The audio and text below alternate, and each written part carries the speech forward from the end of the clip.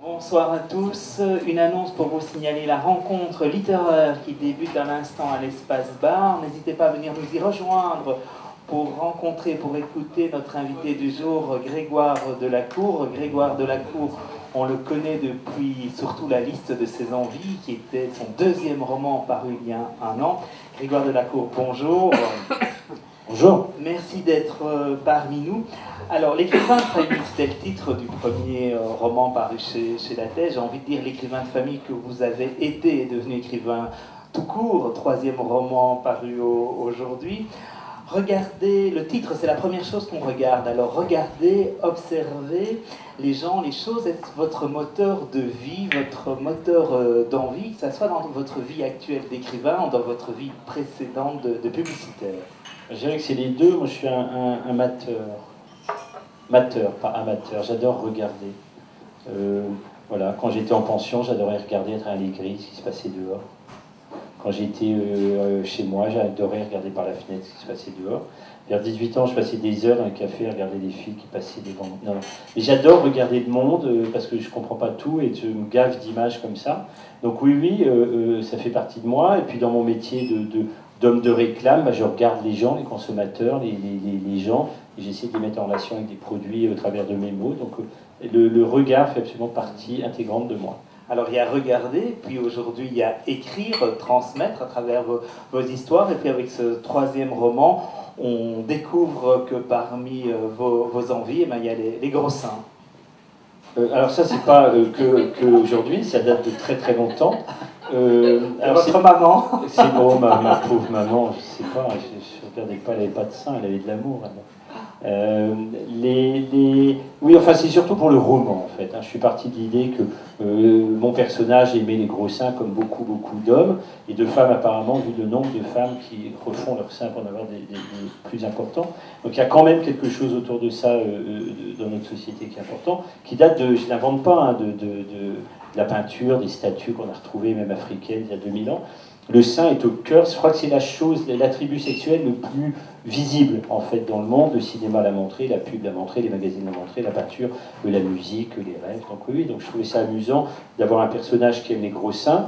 Il le dit d'ailleurs, c'est dit dans la première phrase du livre. Et en tant qu'avec ma malice de romancier, je vais lui faire arriver chez lui une femme qui en a, et puis débrouille-toi mon coco. Ça va percevoir que entre le désir et la réalité, c'est pas si simple que ça. Alors c'est vrai qu'aujourd'hui, souvent, on ne sait plus à quel sein se vouer. On vit une drôle d'époque. Et vous orchestrez finalement le bal des apparences, qui est vraiment notre époque d'aujourd'hui. Moi, je suis un peu surpris, alors qu'on est censément être très intelligent. On est au XXIe siècle, on est en 2013. On a été dans la Lune il y a 40 ans. On est capable d'inventer des téléphones qui font tout. Et on en est encore à se demander à quoi on doit ressembler à quelqu'un d'autre que soi-même. Je trouve ça assez terrifiant. Je lisais avant d'écrire le livre qu'une gamine de 17 ans à 25 ans sur deux, donc une fille sur deux de 17 à 25 ans, envisage déjà une intervention chirurgicale. Il y a 17 ans, moi j'ai eu 3 filles, dont une qui va avoir 18 ans, c'est encore des bébés, je veux dire, ça va, on n'est pas 2 minutes près. Et après, je lisais, après avoir lu le livre, dans le Figaro, pour ne pas le nommer, qu'une femme adulte française sur 3 envisageait la chirurgie esthétique, mais ne le faisait pas pour des questions de coût. Alors quand il y aura les botox chinois, il y aura la gueule des Françaises. Donc, je trouve ça inquiétant et je me pose la question, mais qu'est-ce qu'on n'aime pas chez soi pour vouloir le changer? Alors que la chirurgie répare des disgrâces ou des accidents, évidemment, mais qu'est-ce qu'on veut, qu'est-ce qu'on n'aime pas, qu'est-ce qu'on fait quand on veut changer, quand on veut ressembler à qui? À quelqu'un d'autre, à soi. Voilà, je trouve qu'il y a une grande souffrance, finalement, une grande solitude dans tout ça. Et je vous jure que c'est pas la pub qui fait qu'on a envie de ressembler à quelqu'un d'autre. Mais voilà, donc c'était un peu une réflexion que je me faisais sur notre époque où on en est encore comme des petites filles à vouloir ressembler à la princesse. Alors certains veulent ressembler à d'autres, puis d'autres, comme votre héroïne Janine, elle ressemble naturellement à quelqu'un de connu et c'est un peu l'enfer pour elle. Finalement, c'est le grand paradoxe de notre époque. On cherche à être connu, reconnu, ressembler à ces stars, et puis peut-être que les stars, elles veulent justement redevenir complètement inconnues, anonymes. Ça dépend qui. Je pense que il y a une envie, c'est vrai, d'être pas connu mais reconnu. Je pense qu'on a des vies difficiles. Je pense que la période n'est pas simple, tout n'est pas épanouissant, et être reconnu, c'est important, ça donne un peu un sentiment de légitimité, qu'on existe, un soupçon d'immortalité pendant une seconde. Le problème, c'est qu'il faut le gérer derrière, quoi. Moi, je parlais avec Martine, qui est là, que je salue au passage, de la jeune Loana que tu as eu l'occasion de présenter ici il y a une dizaine d'années. Sa reconnaissance est devenue une tragédie, quoi. Donc voilà, donc comme je pense qu'on n'aime pas assez nos vies, on a envie de la vie des autres, mais les autres ont une vie qui n'est pas toujours admirable. Et c'est vrai qu'en prenant un personnage, en l'occurrence une actrice de cinéma, on croit qu'elle est merveilleuse, mais sa vie n'est peut-être pas toujours aussi simple. On n'a pas toujours la vie les gens n'ont pas toujours la vie qu'on leur prête, quoi. Alors la reconnaissance, Grégoire Delacour, ça passe également par l'amour, c'est ça aussi à travers lequel on veut être reconnu, l'amour, et ça aussi, c'est pas facile, c'est pas évident de reconnaître l'amour, d'aimer quelqu'un pour ce qu'il est, et c'est un peu le roman justement des débuts de la rencontre, comment naît un amour. Oui, moi j'avais envie, après la liste de mes envies, d'écrire une histoire d'amour. Moi je suis nostalgique de Love Story par exemple. C'est un film qui date de 1970, avec Ali Magro qui était sublissime, et Ryan O'Neal aussi. Donc j'aurais aimé être, non pas le collant d'Ursula Andress, mais la chaussure droite d'Ali Magro et la patte de Ryan O'Neal, ça me irait très bien. Et j'ai montré ce film à ma fille qui a 28 ans, elle l'avait jamais vu, elle était en larmes. Donc je trouve que c'est une puissance émotionnelle encore très très forte. Un été 42, pareil, de Mulligan, qui est un film absolument prodigieux. Et en fait, je me suis aperçu que toutes ces grandes histoires d'amour, les Abélard et Héloïse, les Roméo et Juliette, sont basées sur la perte. C'est-à-dire qu'à la seconde où on touche la merveille absolue, on sait qu'on va la perdre. Et être adulte, c'est peut-être faire ce deuil impossible.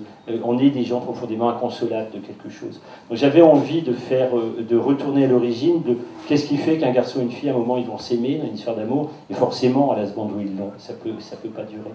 Et comment on aime quelqu'un, j'ai jamais entendu un mec, quand j'étais en pension au café, voyant une fille qui passe, dire « Oh, t'as vu son âme ? Oh, quel beau cœur elle a !» Non, c'était plutôt des seins, ses fesses et tout. Donc on aborde et on voit toujours l'autre, pas par la bonne porte d'entrée, et après on met des mots d'amour parce qu'en fait on veut toucher les 10 seins ou les fesses. Donc tout ça est très très curieux, et voilà, j'avais envie un peu de farfouiller là-dedans et de déshabiller les personnages pour arriver à est-ce qu'il y a un amour véritable au-delà de l'apparence, est-ce qu'on peut aimer quelqu'un, d'ailleurs se pose la question, est-ce qu'on peut aimer en l'absence de corps. Et là, on ne rigole plus du tout, c'est vraiment une question qui plombe. Mais c'est vrai, et à un moment elle est magnifique, elle lui dit est-ce que si j'avais pas de corps tu m'aimerais quand même, et là je vous laisse découvrir la réponse, page 138. Mais c'est votre grande force, Grégoire Delacour, finalement, de me proposer des histoires qui mêlent à la fois la légèreté et la gravité, parce que finalement, la comédie n'est jamais loin de la tragédie n'est jamais loin de la comédie. C'est vrai que chez les auteurs anglo-saxons, ils ont le talent pour le faire. Vous avez également le talent pour le faire, ce qui est rare. C'est ce qu'on reproche souvent à la littérature française, justement, de mêler parisienne du 6e et du 7e arrondissement.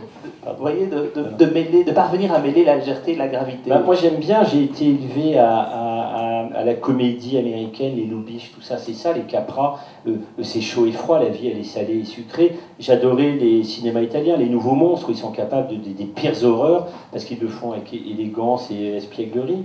Je trouve qu'il y a une belle expression d'en parler, qui est mourir de rire, je trouve que c'est génial, c'est-à-dire on meurt, c'est épouvantable, mais on s'est marré avant, quoi. Donc, je trouve que c'est important de garder comme ça une sorte de désinvolture, une politesse dans l'écriture pour amener des choses importantes. Je trouve que si on raconte une histoire triste et que les mots sont tristes, qu'on est triste, bah c'est plombant, quoi. Voilà, ça fait un petit peu chier tout le monde. Et puis si on veut faire rire et qu'on est tordant, vous savez, c'est comme le mec qui fait toujours des blagues dans les repas, il est agaçant à la fin. Donc moi j'aime bien détendre, faire sourire, faire un petit massage avant de balancer un coup de batte de baseball sur la tête du lecteur. Voilà, et c'est ce rythme-là qu'on retrouve effectivement chez les anglo-saxons, et ça c'est un sacré compliment que vous me faites. Il faudrait des musiques dans la vie, dans nos moments que nous vivons, comme maintenant, il nous faudrait une musique pour nous accompagner, comme dans les films, il y a souvent des musiques qui accompagnent les moments importants. Oui, alors ça c'est un truc, bon, ça parle de cinéma, puisqu'on va parler de Scarlett Johansson, évidemment, abondamment, elle était en 90, 59-89, si vous voulez tout savoir, messieurs. Et donc du cinéma. Et le cinéma, c'est quand même le plus grand mensonge qui a réussi à se faire prendre pour la vérité, puisqu'on pleure, puisqu'on rit, puisqu'on a des vrais sentiments humains, en voyant une fille qui est complètement maquillée, complètement fausse. Comment elle s'appelle dans... ça va revenir, j'ai un trou de mémoire. c'est pas Lana Turner, celle qui jouait dans Le Port de l'Angoisse. Ah, bonne question. Allez.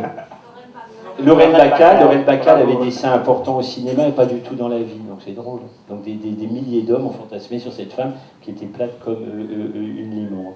Donc tout ça n'est pas important, mais on y croit et on a envie d'y croire, et ça c'est formidable.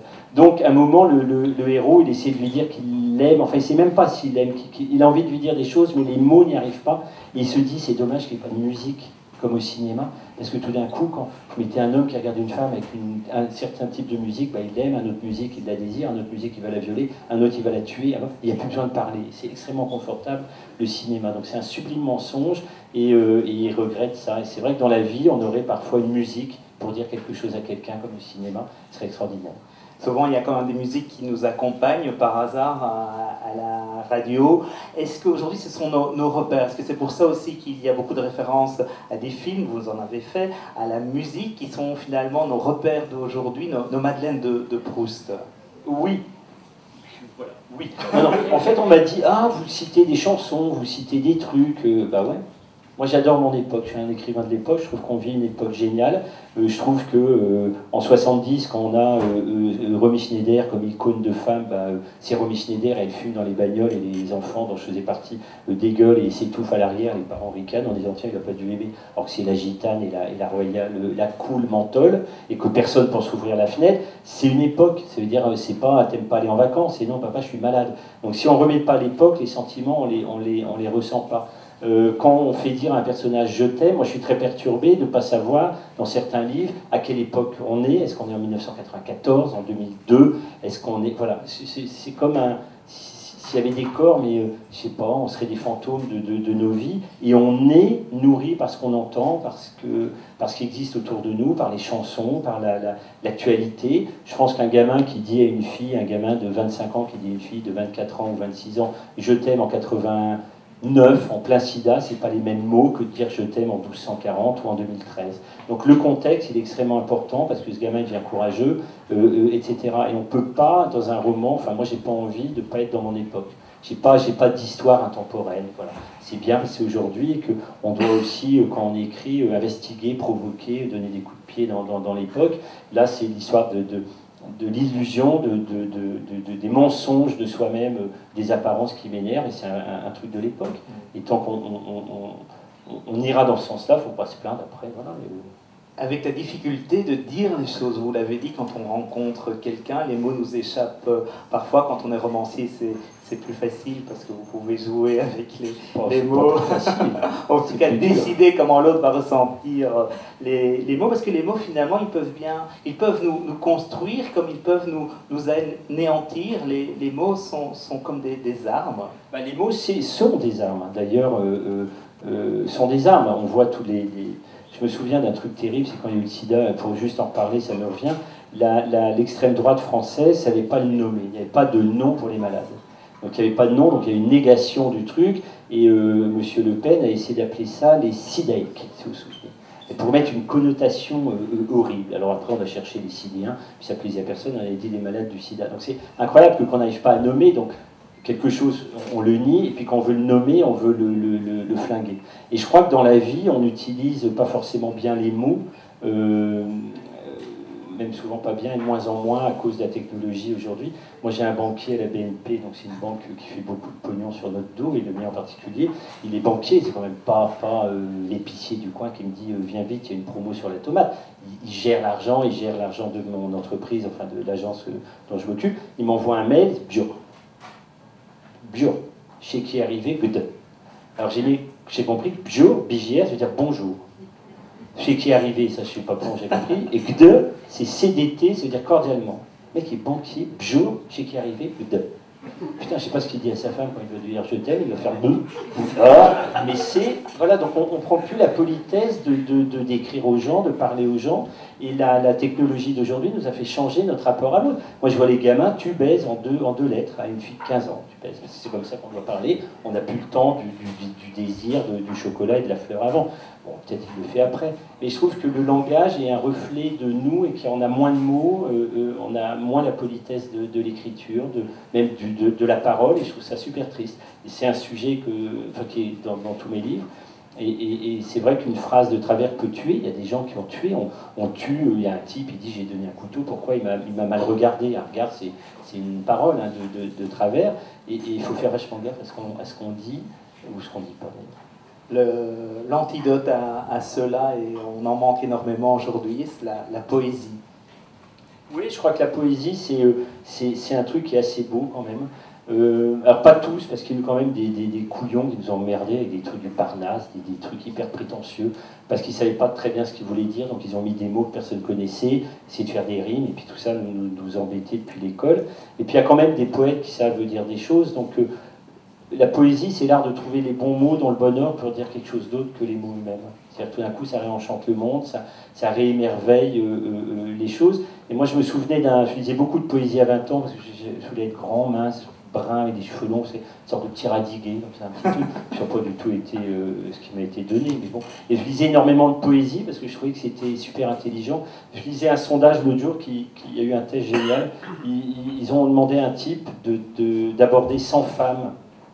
Et alors il a fait 2 groupes de 100 femmes, et le premier groupe il avait une guitare sur lui. Je ne sais pas, vous avez dû lire ça dans la presse, et le sondage est sorti il y a quelques jours.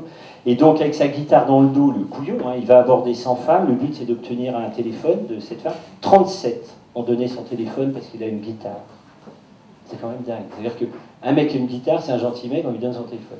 Et quand il n'a pas sa guitare, il a eu 3. Donc, messieurs, prenez une guitare, vous avez 37% de numéro de téléphone, et on peut imaginer que sur les 37, il y a 3% qui vous répondront et qui vous accueilleront aimablement. Donc voilà, et ben, la poésie, c'est un peu ça, c'est l'art de donner, de créer comme ça des choses, des illusions. Et moi, à 20 ans, je voulais être une sorte de poète, pensant que la poésie serait ma guitare. Donc j'ai lu énormément de choses, et année après année, décennie après décennie, ils me sont tombés un petit peu des mains, ces livres. Il m'en est resté un qui est Jean Follin. Et Jean Follin, c'est un poète, il était un petit notaire, enfin un petit bonhomme, ventripotent, admirable, et il a rencontré des amis un jour dans un restaurant, un club d'association de poètes, puis il y avait des grands bons hommes dans cette affaire, et il s'est mis à écrire de la poésie incroyable. Et il a écrit de la poésie avec des mots tout simples. Et moi je fais que mon personnage qui est garagiste, qui n'est pas très cultivé, qui est juste un mec formidablement gentil, généreux, bienveillant, pas un râleur comme maintenant, il découvre un livre de Jean Follin dans une bagnole accidentée qu'il doit expertiser, et il pique ce livre parce qu'il se demande qu'est-ce que fait un livre de poésie dans une voiture où il y a eu 2 morts. Un accident, un tonneau, ça arrive, un fait divers, un vendredi soir. Il se dit, est-ce qu'il lisait de la poésie? Pourquoi? Est-ce qu'ils ont voulu se foutre en l'air? Pourquoi il y a de la poésie là où il y a de la mort? Alors il a piqué le livre, il lit, et il se rend compte que les mots du poète en question, Jean Follin, il les connaît tous. Cafetière, théière, sourire, enfant, sang, soupe. Mais qu'il les a mis dans un ordre, et il trouve le monde incroyablement beau à cause de la manière dont Follin a assemblé les mots. Et lui, il va essayer d'apprendre à parler. C'est-à-dire qu'il se dit, moi, ce qui me manque, c'est du langage, je vais essayer de parler pour essayer de trouver l'amour. Et elle, qui est sublimement trop belle, elle va essayer de se défaire de ce corps qui lui vaut, évidemment, des compliments, mais aussi des horreurs, parce que être trop beau, c'est pas simple. Et trop moche non plus, d'ailleurs. Mais, de toute façon, les trop, c'est jamais trop bien, quoi. Rien n'est jamais simple. Est-ce que c'est plus facile de réparer une voiture en panne, une voiture cabossée, qu'un être cabossé par la vie, Grégoire de la Tour? Non, tout est dur, surtout maintenant. Non, mais tout est dur, de réparer, c'est dur. Réparer quelqu'un, je ne sais pas si on peut jamais, mais apprendre déjà à aimer, c'est faire qu'il a moins mal après, quoi. Mais on peut changer notre regard sur les choses. C'est un peu ce que vous nous invitez à faire à travers vos histoires, nous réenchanter dans cette époque qui semble désenchantée. Ça, c'est vous qui dites avec du recul. Je n'ai pas ce recul-là quand j'écris. D'abord, moi, je prends mon pied en écrivant des histoires d'aujourd'hui qui me touchent, parce que c'est vrai qu'on a un peu moins de rêves. Enfin, moi, je suis un peu entre les deux. J'ai raté tous les trucs Internet, tous les trucs de jeunes, là, vous savez, tout ça, je ne comprends pas bien. Je trouve qu'il y a plein de dérives. J'ai eu la chance d'avoir un prix, là, du prix Méditerranée des lycéens, là, pour le précédent livre, donc je fais une grosse tournée dans les lycées et tout du Sud. Et on parlait beaucoup des 2 derniers livres d'ailleurs avec les jeunes, et il y a des choses qui sont inquiétantes dans notre société. Il y a la dictature du porno qui revient, qui est extrêmement forte, qui est une manière d'avilir les femmes, donc ça c'est des sujets qui me touchent, donc j'effleure dans ce livre-là, et je trouve que l'image de la femme, elle prend un gros coup en ce moment dans la figure, c'est la femme objet, elle est là, je veux dire, une femme égale 3 mecs, c'est ça. Les gamins de 12 ans, ils regardent ça sur leur écran de téléphone, et ils font pareil avec les filles dans les halls d'immeubles. Alors que nos mères, moi j'ai eu la chance d'aider toutes ces femmes silencieuses qui sont battues pour l'avortement, pour plein de choses, et jusqu'à la loi Veil, sans casser dans la rue. Et je trouve qu'aujourd'hui il y a un retour de tout ça, il y a une vulgarité, il y a un truc qui est assez terrifiant. Donc mes livres, je ne vais pas changer ça, c'est pas à moi de changer le monde, je veux dire. Mais si je peux redonner envie de regarder une femme proprement à un gamin de 15 ans, je serais ravi. Ouais. Ou de retrouver les repères tels que la mère, tels que le père, parce qu'il y a des mots plus douloureux que d'autres, c'est abandon. Et déjà dans la liste de mes amis, de mes envies, et dans celui-ci, il y a l'abandon, il y a l'abandon de la mère, il y a l'abandon du père, et puis après, comment on fait justement, après avoir vécu l'abandon? Je crois que c'est un truc, en fait, je m'aperçois après 3 livres que je cherche, je crois qu'il me manque un truc d'enfant. Je n'ai pas été fait entièrement, il doit me manquer 1 ou 2 pièces. Mais oui, il y a sûrement, je suis nostalgique d'un truc qui ne m'est pas arrivé, quoi, mais je ne sais pas quoi. Alors c'est vrai que dans mes livres, il y a beaucoup de difficultés parents-enfants, il y a beaucoup de peur, il y a beaucoup... Je pense que c'est très dur d'être parent, je pense que c'est très dur d'être fils, tout ça c'est un truc que j'ai pas cautérisé encore tout ça. C'est vrai que j'invente un gamin où il a un père, une mère, et des gens simples, hein, des gens, voilà. Et puis là, il est fils unique, puis il y a une petite fille qui naît, puis à l'âge de 3 ans, un chien bouffe la fille, puis tout d'un coup, on est fils unique, on est une fratrie, puis on devient fils unique, puis le père supporte pas, il s'en va, parce que c'est dur la perte d'un enfant, puis la mère, elle s'en remet pas, puis tout d'un coup, il n'y a plus de mots, puis comment on fait quand on a 14 ans, puis on voit sa mère dans une douleur extrême, on ne sait pas la porter, et pourtant, il va essayer jusqu'au bout, et puis alors... Dans la vie, c'est comme ça, il y a plein de choses qu'on n'ose pas dire, qu'on n'arrive pas à dire, et les livres, ils sont là aussi pour donner des phrases, pour donner des clés. Moi, je me souviens de cette histoire géniale pour la liste de mes envies. Il y avait un débat comme ça, c'était à Nantes, et à la fin, il y a un type qui vient me voir et qui me dit « Je voulais vous remercier ». Alors je lui dis, mais de quoi vous parlez? Il me dit, bah, de votre livre, parce que ma mère a un Alzheimer très avancé depuis 2 ans. Et puis moi je me dis, merde, il va me raconter sa vie. C'est dur, parce qu'il y a des limites aussi entre auteurs et tout ça. Et il me dit, voilà, elle est en maison, je vais la voir tous les dimanches, je ne sais pas quoi lui dire. Je suis assez embêté pour lui. Puis il me dit, je vous remercie, parce que depuis que j'ai lu votre livre, je sais quoi lui dire. Je suis comme votre héroïne, je lui invente des vies, tous les dimanches. Tiens, je lui raconte ce qu'elle veut entendre. Si elle me prend pour tonton André, bah, elle dit oui, je suis tonton André. Et tout d'un coup, il n'y a pas depuis 1 an et demi qu'il m'a dit ça, un dimanche, je pense pas à ce type, qu'est-ce qu'il va lui raconter? Donc voilà, bah, si ce livre, il a fait que ce bonhomme, il est content, il n'est pas hilar non plus, il est moins triste d'aller voir sa mère et qu'il a l'illusion d'un petit truc tous les dimanches, je trouve que c'est génial. C'est ça, réenchanter les choses. Moi, je vais donner une petite clé. C'est partager du rêve, finalement? Ouais, c'est partager de la vie, surtout, c'est partager du réel. J'ai une lettre d'une femme de 84 ans, ancienne institutrice, qui avait décidé de se laisser mourir. C'est incroyable. Elle l'écrit, voilà, je suis chez moi, j'attends qu'on vienne me chercher, c'est fini, je ne sors plus, je m'occupe plus de moi. Et sa fille, à Noël, lui offre la liste de mes envies, elle dit, Jocelyne est devenue mon amie. Donc j'ai parlé avec Jocelyne, je me dis, elle est malade cette pauvre femme, elle parle avec elle. Et donc j'ai appelé ma fille, puis j'ai dit, Jocelyne, elle a raison, il y a de la beauté, il y a de la vie, il y a de l'énergie dans les toutes petites choses. Donc tu vas venir me chercher, tu vas m'emmener chez le coiffeur, tu vas me sortir, et je vais décider d'attendre la fin, mais en vivant. Je trouve ça génial, quoi.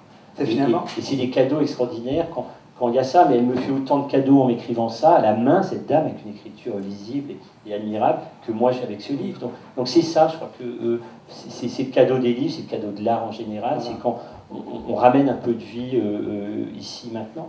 Et qu'on retrouve la beauté, finalement, que ce soit dans un ciel, dans l'art, comme vous venez de dire, dans un livre. La beauté, oui, la beauté, ce qui est bien, c'est qu'en général, c'est gratuit, la vraie beauté.